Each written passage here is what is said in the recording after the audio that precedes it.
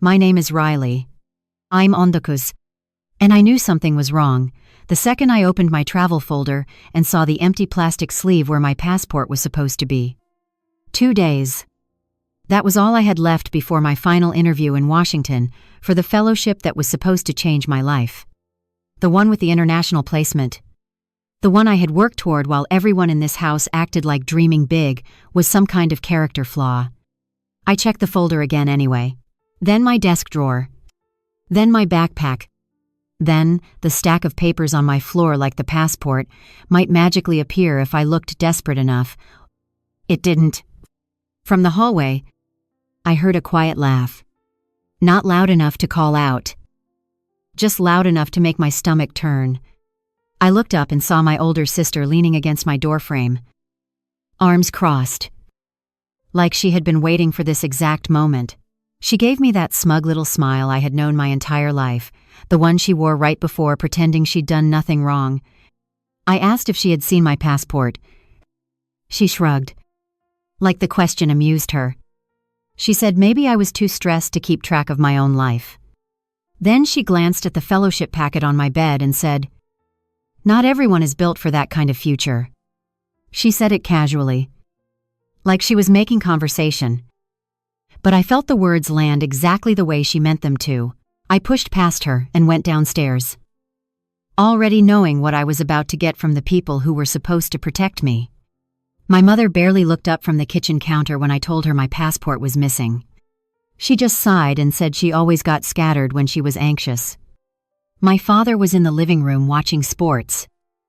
And when I repeated myself, he muted the TV just long enough to tell me maybe this was a sign to slow down.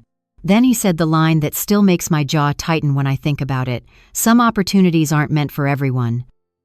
Sweetheart. He said it like comfort. He said it like wisdom. He said it while my sister stood a few feet behind him, trying not to smile too hard. That was the moment I stopped feeling panicked and started feeling cold. Because losing the passport was one thing, watching my family act relieved about it was something else.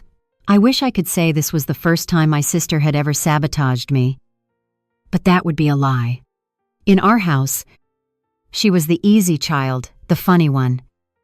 The one people forgave before she even apologized.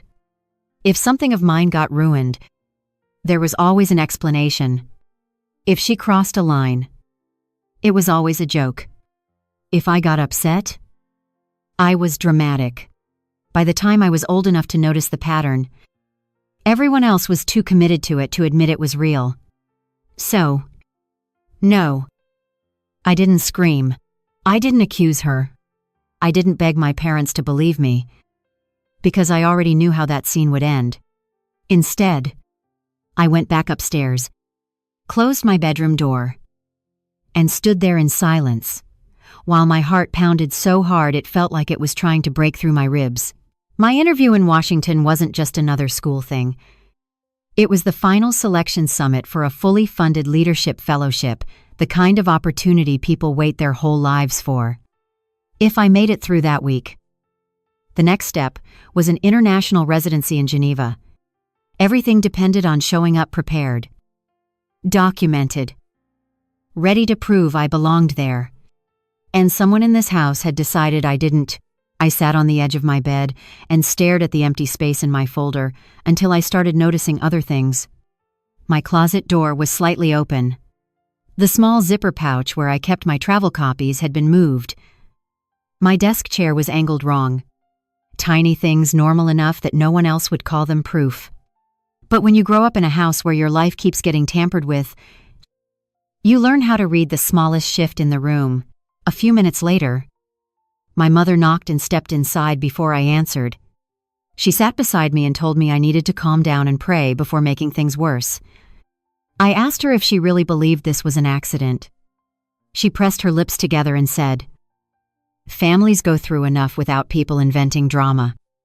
Then she patted my hand like I was a child and told me to accept that maybe God was redirecting me. I remember looking at her and thinking, no. This wasn't God. This was comfort. This was control. This was a family that had spent years confusing my silence with surrender. When she left, I picked up my phone and stared at the screen for a long time. Then I opened my messages and typed 3 words to the only person who had ever believed me the first time Plan B starts now. I hit send, locked my bedroom door, and finally let myself smile. Downstairs, they thought the problem had been solved. They thought I was upstairs falling apart. What they didn't know was that I had stopped trusting this house a long time ago. Sunday dinner had always been my family's favorite stage. The food looked warm. The prayers sounded sincere. And if you didn't know us, you might have thought we were one of those solid suburban families people envied from the outside. My father carved the roast like nothing had happened. My mother asked my sister if she wanted more mashed potatoes in the same soft voice she used whenever she was reminding her she could do no wrong. I sat across from them with a glass of water in my hand, waiting for the right moment, letting the silence stretch just enough to make everyone uncomfortable. My sister kept glancing at me with that same smug look from upstairs, like she was dying to see how I was going to fall apart. She really thought she had already won. That almost made this easier. I set my fork down and said I wanted to clear something up before we all pretended today had been normal. My mother gave me that warning look she always used when she wanted me to behave. But I ignored it. I told them the security camera over the garage had recorded someone going upstairs late the night before. Then coming back down a few minutes later, I said it calmly, without raising my voice. And for the first time all day, my sister's expression twitched. Just once. But I saw it. My father asked what exactly I was implying. I said I wasn't implying anything. I was saying my passport had disappeared the same night. My sister was caught sneaking around outside my room. My sister laughed too quickly and leaned back in her chair. She said she had gone upstairs to borrow a charger and forgot to mention it because, unlike me, she didn't treat every little thing like a federal case. My mother jumped in before I could answer and said that was probably all it was, a misunderstanding. A joke taken too seriously. Then she asked me why I seemed so determined to believe the worst about my own family. That question almost made me laugh. For years, they had watched her chip away at anything that mattered to me and called it sibling tension. Every ruined project, every missing paper, every last-minute disaster had somehow become evidence that I was unlucky, dramatic, or too sensitive. Now I was sitting at the same table, looking straight at the people who had trained me to doubt my own memory. And they still expected me to play along. My father wiped his mouth with a napkin and told me this scholarship had clearly gone to my head. He said I was acting like one opportunity determined my whole future. Then he looked at my sister and actually smiled, like the two of them were sharing some private joke at my expense. My sister shrugged and said, maybe this whole thing was a blessing in disguise. Maybe I wasn't meant to leave yet.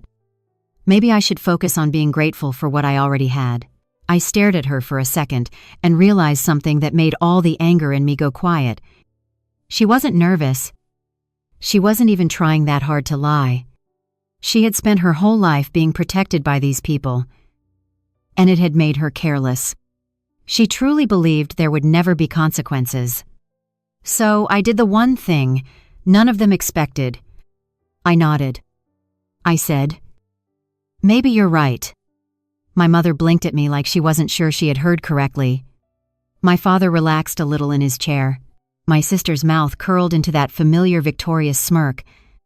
Then I reached into my pocket, pulled out my phone, and placed it on the table between us. I opened the folder I had saved months ago and turned the screen toward them. On it was a receipt from a passport agency in Cincinnati, dated 4 months earlier. Next to it was a confirmation email. Then the tracking notice. Then a scanned copy of the replacement passport I had picked up and stored somewhere none of them would ever find. My mother's face drained first. My father's shoulders stiffened. My sister just stared at the screen like she no longer understood the language. I told them I had applied for a replacement after I noticed my things being moved around earlier that spring. I said I did it quietly because I had finally learned the difference between paranoia and pattern recognition. My sister opened her mouth, but nothing came out. My father asked where the new passport was. I told him exactly what he deserved to hear: safe. My mother asked why I would do something so secretive if I trusted my family. I said because I didn't. Not with important things. Not anymore. The room went so still, I could hear the clock above the stove ticking. My sister recovered first. She said I was insane. That hiding a second passport proved I had been manipulating everyone from the start. My mother grabbed onto that immediately, saying this was exactly what she meant about me creating drama. My father told me I had turned a simple family problem into some kind of accusation campaign. I looked at all three of them and felt something in me settle for good. They were never going to admit what she had done. They would rather rewrite reality in front of my face than let the golden child crack. Fine. Let them.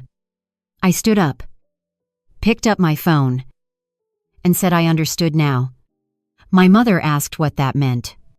I looked at her, then at my father, then at my sister, and said it meant I was finally done, expecting honesty from people who only valued peace when it protected the right child. Then I walked upstairs without waiting for permission or another lecture. A minute later, my phone buzzed in my hand. It was a text from Eli. Everything set for the morning. I typed back 3 words: keep the engine running, through the wall. I could hear my sister on the phone not long after that laughing with one of her friends, bragging that I was finished, that I wasn't going anywhere, that by next week I'd still be here acting miserable while the rest of the family moved on. I lay back on my bed and stared at the ceiling in the dark, listening to her celebrate too early. They all slept well that night, thinking the story had ended at that dinner table. They had no idea that by sunrise I would already be gone. At 4, 2, 3 the next morning, I was already dressed, sitting on the edge of my bed in the dark, with my shoes on and my backpack in my lap. I hadn't really slept. Every time I closed my eyes, I heard my sister laughing through the wall like my future was already a joke she could tell her friends. But that feeling was gone now. I wasn't scared anymore. I was focused. I checked everything one last time without turning on the light.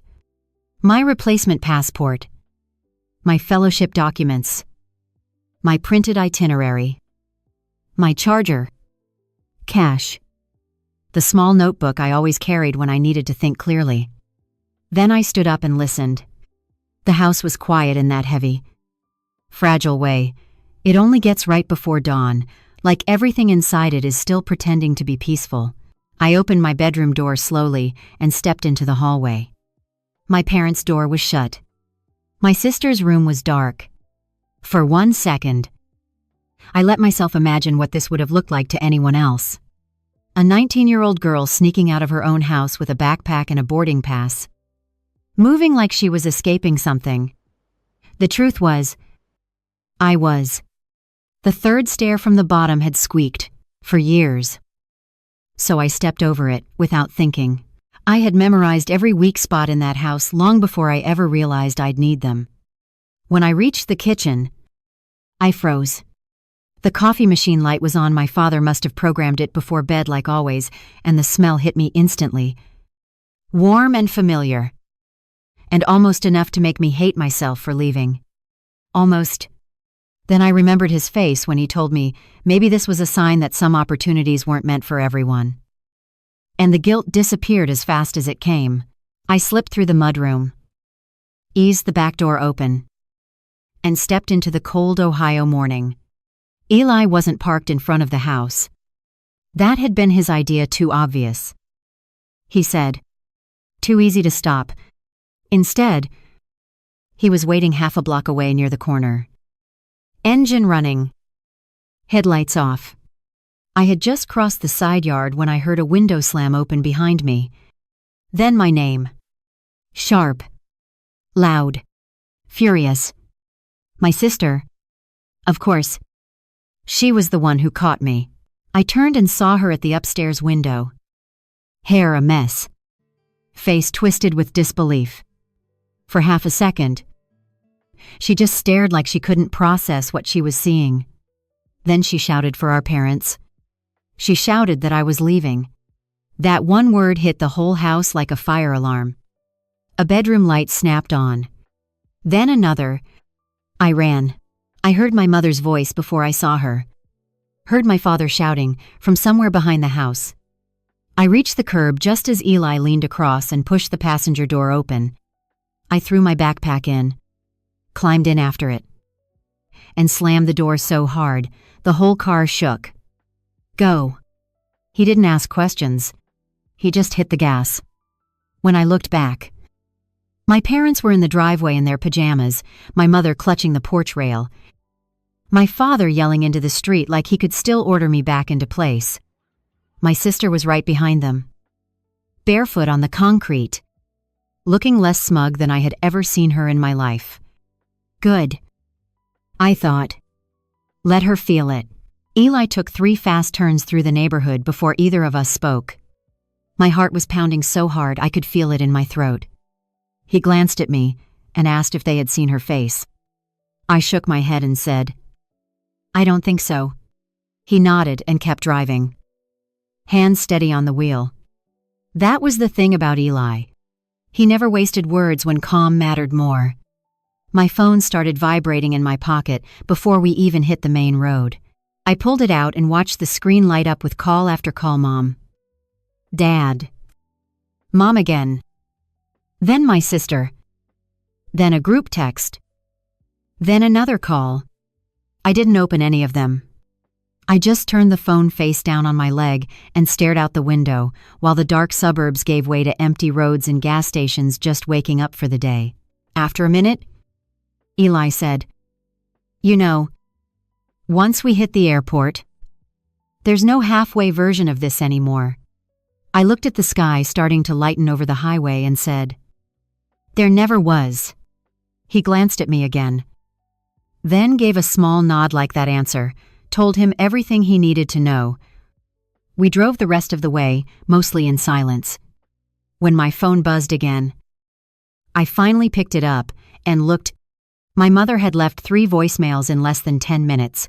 My father's texts were shorter, colder, already shifting toward blame. The one from my sister said I was insane if I thought embarrassing the family would fix anything. That one almost made me smile.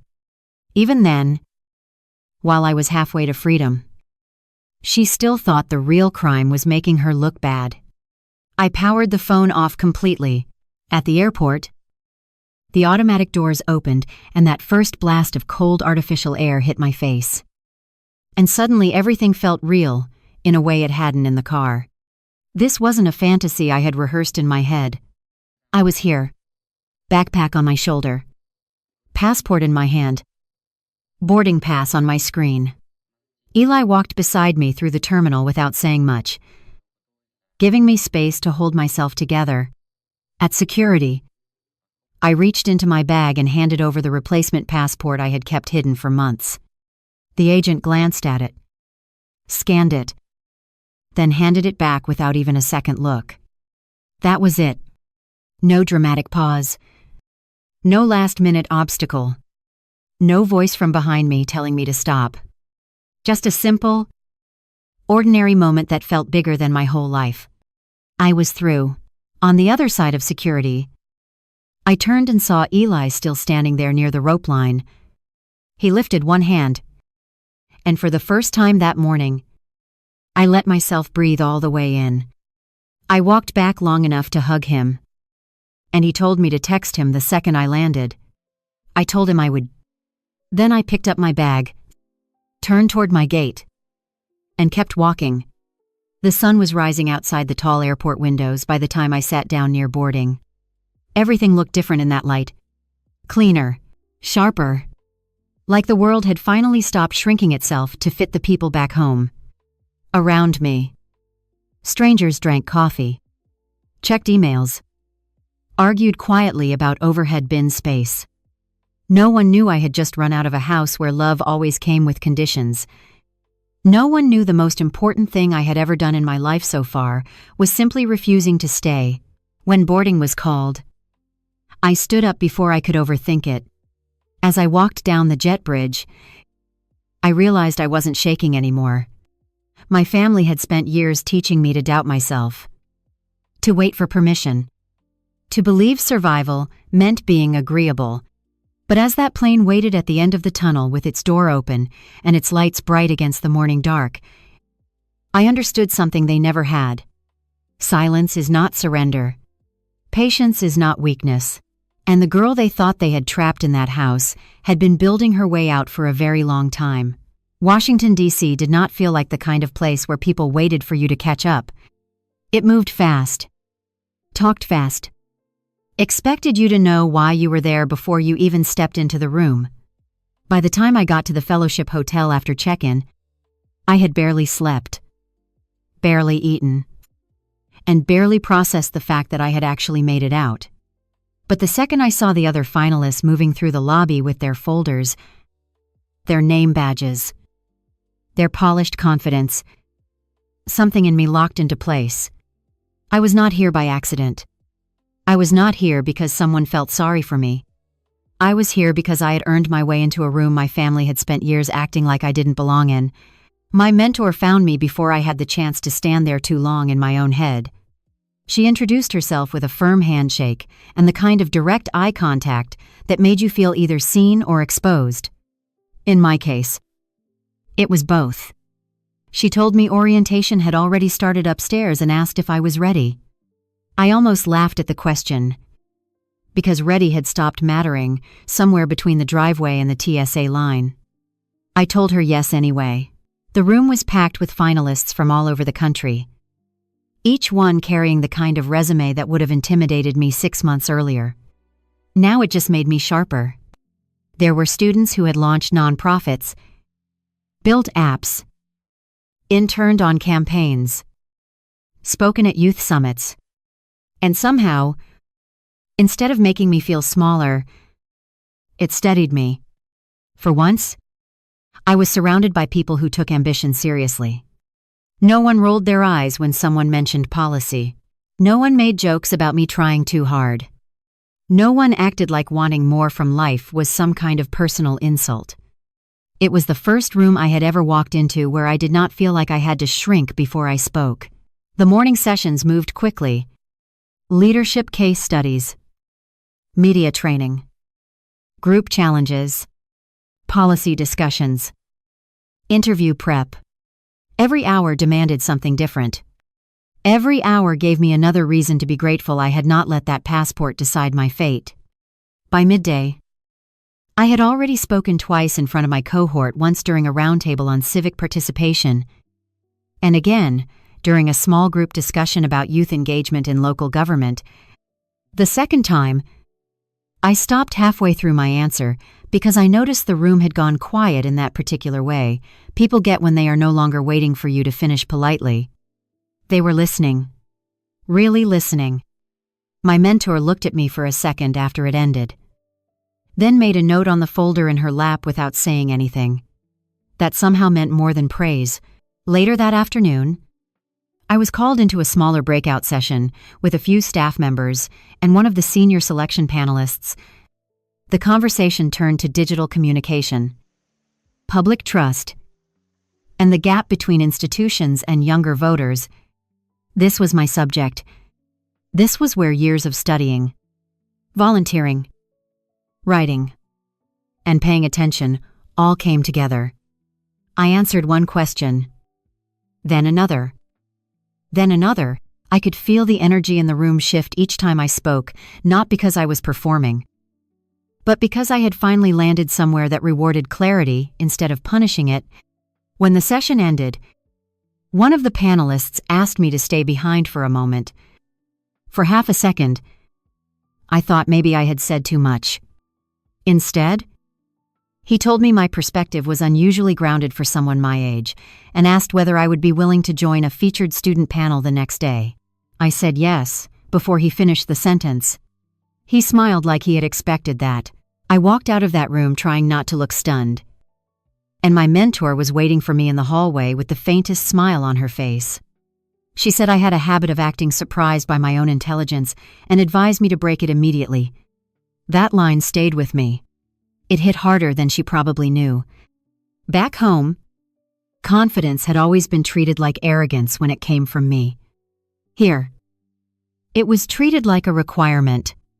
That evening, the fellowship's official media team posted a short welcome feature about the finalists, just a few photos, bios, and quotes from the first day. Mine included a headshot from orientation and a line from my application about building trust between young people and the institutions that claim to represent them. It should have been a small thing, a routine social media post. But by the time I got upstairs to my room, it had already started circulating back home, first through my old classmates, then through teachers, then through the kind of local pages that love posting stories about students from Ohio who make it onto a bigger stage. My phone lit up for the first time since I had landed. Not from my family, from people I hadn't heard from in months. A former debate coach, a girl from student council, a librarian from the place where I used to volunteer. Congratulations. Proud of you. Knew you'd make it. I stood there reading those messages in complete silence because I didn't realize how badly I had needed proof that someone somewhere had seen me clearly all along. Then my sister posted. Of course she did. Someone sent me a screenshot within minutes. It was one of those vague, bitter stories people post when they want attention without looking weak enough to ask for it. She wrote that some people will do anything for sympathy, even lie about their family, and that leaving home did not make someone brave if all they were doing was chasing attention. She probably thought it made her sound composed. It didn't. It made her sound rattled. Underneath the screenshot, the girl who sent it to me added one line. She sounds scared. I stared at that message longer than I should have. Because she was right. For the first time in her life, my sister was not controlling the story. She could not grab my passport now. She could not stand in a doorway and smirk while everyone else backed her up. She was stuck in Ohio trying to make me look unstable, while my face was on the official page of a fellowship she had tried to keep me from reaching. And she knew it. The next morning, before the featured student panel, my mentor handed me a printed schedule and casually informed me that one of the local DC education reporters would be covering the event. She said my background had drawn interest because stories about resilience always played well, but stories about excellence played even better when they came from somewhere people underestimated. I knew what she meant. Ohio suburb. Church family. Quiet girl. People love acting shocked when someone they overlooked turns out to be extraordinary. By the time I stepped onto that stage, later that day, the fear was gone. Not managed. Gone. I looked out at the audience, at the press table, at the staff members taking notes. And all I could think was how close I had come to missing this, because a spoiled girl in my parents' house thought she had the right to decide how far I could go. Then I answered the first question, and the room disappeared. Everything narrowed into focus. My voice held steady. My ideas landed. People wrote things down when I spoke. The applause at the end was brief, but real, the kind that comes from respect, not politeness.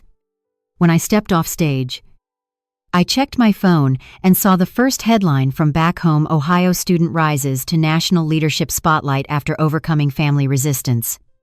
I read it twice, then locked my screen and slid the phone back into my bag. Back in Ohio, they had always been the loudest voices in the room. Here, for the first time in my life, my work was louder. By the third day in Washington, things started moving faster than I expected. The student panel had gone well, and one of my answers was already being shared by the fellowship account and local education pages. That morning, a staff member asked if I could fill in for another speaker at a partner event. I said yes immediately. For the first time in my life, I was in rooms where people did not act annoyed by ambition. They respected it. They rewarded it.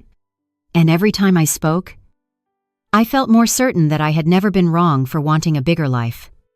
Then the situation back home took a turn. A classmate sent me screenshots from one of my sister's private group chats. She had been bragging to her friends the night my passport disappeared, saying I needed to be knocked down and that maybe I would finally learn I was not as special as I thought. She never directly confessed, but she didn't need to. The meaning was obvious. I saved everything and sent it to the local reporter who had already been following my story. I only wrote one line. In case you were wondering whether the resistance back home was real, after that, people in Ohio stopped treating it like vague family drama. Now there were receipts.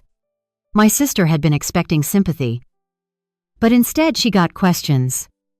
She was supposed to be recognized at a school athletic event that week, but once the screenshots spread, the school opened a conduct review. Nothing public. Nothing dramatic. But enough to rattle her. Enough to let her know she was no longer untouchable. My mother started texting me nonstop, begging me to call, saying the family was being humiliated. My father was worse. He accused me of letting strangers twist the truth and said mature people handled things privately. But private was exactly how they had protected her for years. Private was where my pain got dismissed and her behavior got excused. I did not answer either of them. The next morning, I gave a short interview to an Ohio news station. I stayed calm. I did not name my sister. I did not attack my parents. I simply said that some families call it love when they are really trying to control who you become. That was enough. By the time the segment aired, people from school, church, and even extended family were reaching out. Some offered support. Some acted shocked. Some suddenly wanted to pretend they had always believed in me. I did not waste energy sorting through who was sincere. What mattered was simpler than that. The truth was finally standing on its own. Later that day, Eli texted me that my sister had completely lost her cool at school when people started repeating the screenshots. My mother was trying to manage the fallout. But even church families were asking questions now. For years, my sister had hurt me, inside a system built to protect her. Now, that system was cracking, and for the first time, the weight of what she had done was not landing on me. It was landing exactly where it belonged. The awards ceremony felt strangely quiet from where I stood backstage, but I knew that back home, my family was probably hearing every word louder than anyone in that room. By then, the story had spread far enough that people were already watching me for more than just the fellowship itself. They were watching to see what I would do with everything I had survived. When my name was called, I walked to the stage, took the microphone, and looked out at a room full of people who did not know the whole story, but knew enough to understand what it meant to get there. I kept my voice steady and said that sometimes the people closest to you are the first ones to panic when you start outgrowing the version of you that made them comfortable. I said that having your path blocked does not mean you are not meant to walk it. Sometimes it just means someone else is afraid of where it leads. The room went completely still. Then I said the one thing I knew my sister would never forget. The passport she stole was paper. The future she tried to steal was mine. When I finished, the applause hit hard and fast. My phone was full of missed calls by the time I stepped off stage. But I never checked them. I did not need to. For the first time in her life, my sister could not talk her way out of consequences. And for the first time in mine, I did not need my family to admit the truth for it to be real. 6 months later, I was still in Washington, working with the same fellowship that had once felt impossibly far away from the life I grew up in.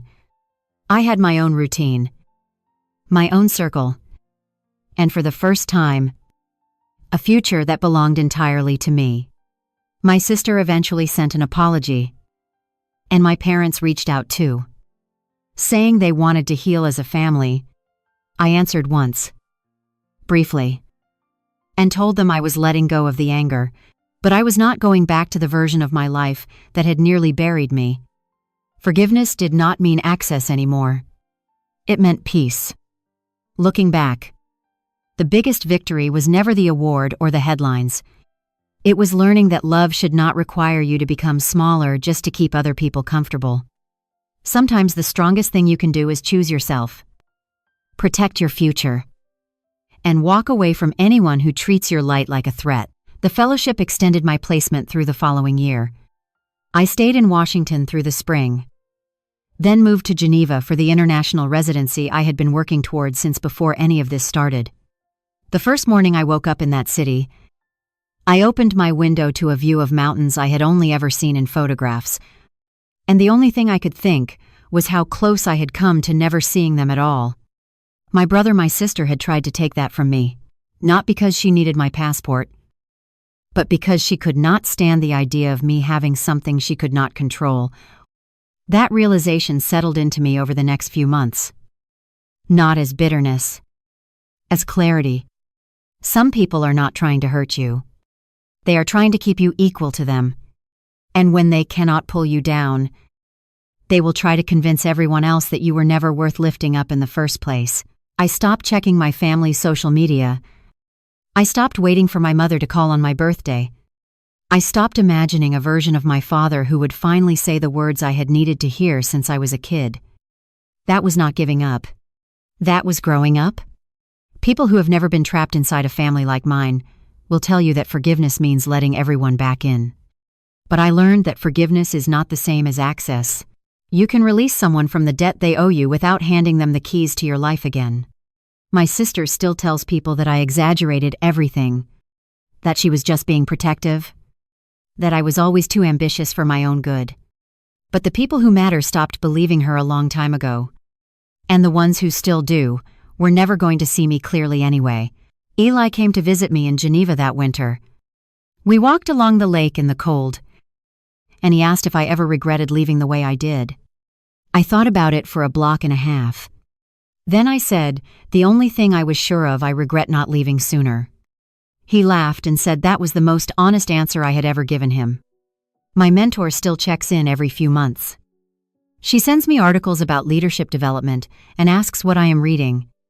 She does not ask about my family, because she already knows what I survived to get here. That might be the strangest part of all of this, how little my family actually understands about what I went through, and how completely the people I met afterward seemed to get it without me even explaining. A year after that morning in the airport, I went back to Ohio for the first time. Not to see my family. To speak at a youth leadership conference in Columbus. The organizers had reached out through the fellowship, and I said yes before I could talk myself out of it. The room was full of teenagers who looked like I used to look quiet, watchful, trying to figure out whether their dreams were too big for the people who raised them. I told them my story, without softening the edges. I told them about the passport, the dinner table, the early morning drive with the headlights off. I told them that some families will try to convince you that staying small is the same as being loved. I told them that is a lie. And when I finished, a girl in the back row raised her hand and asked, with a voice that shook just a little, how I knew it was time to leave. I looked at her for a second and said, when you are more afraid of staying than you are of leaving, that is your answer. She nodded. I saw something in her face that I recognized. That night, my mother sent me a long email. It was not an apology. It was an explanation. She wrote that she had always tried to keep the family together, that she loved me, that she hoped I understood how hard it had been for her. I read it twice, then closed my laptop and went for a walk. I did not respond. Not because I was angry, because I had finally stopped needing her to understand. My sister still lives in Ohio. She still talks about me like I abandoned everyone for nothing. But her voice does not reach me anymore. Not because I blocked her, because I stopped listening a long time ago. There is a difference between hearing someone and letting what they say matter. I have learned to do the first without doing the second. The fellowship ended last month. I am applying to graduate programs now. Still in Washington. Still close to the people who believed in me before I had anything to show for it. Some days I still feel like that 19-year-old standing in the driveway, watching her parents yell from the porch while her best friend hit the gas. Other days, I feel like someone entirely new, someone who does not need permission to exist, someone who does not shrink to make others comfortable, someone who finally understands that the only family worth staying for is the one that wants you to grow. My sister wrote me one last time before I stopped checking that email account altogether. She said, "I hope you're happy now." I did not answer. But if I had, I would have told her this. I am not happy because of what happened. I am happy because I survived what happened and refused to let it make me bitter. That is not the same thing. But she would not understand the difference, and I am finally okay with that. A passport is only a small book until someone tries to use its absence as a cage. Then it becomes something larger than paper. It becomes proof that a future can be delayed by sabotage, but not owned by the people who fear it. My sister thought stealing the first one would keep me at the same table, in the same house, under the same rules that had always protected her. She did not understand that I had already learned the difference between hoping to be believed and preparing to be free. That morning at the airport taught me a lesson no award could have given me. Freedom is not always loud. Sometimes it is a boarding pass scanned without drama, a quiet walk down a jet bridge, a friend waiting long enough to make sure you get through, and the decision to stop explaining your wings to people who only understand cages. I did not leave because I hated my family. I left because staying would have taught them that my future was still something they could hide in a drawer. From then on, every door I walked through belonged to the life I chose, not the fear they handed me. Scriptwriter Nguyen Van Chien.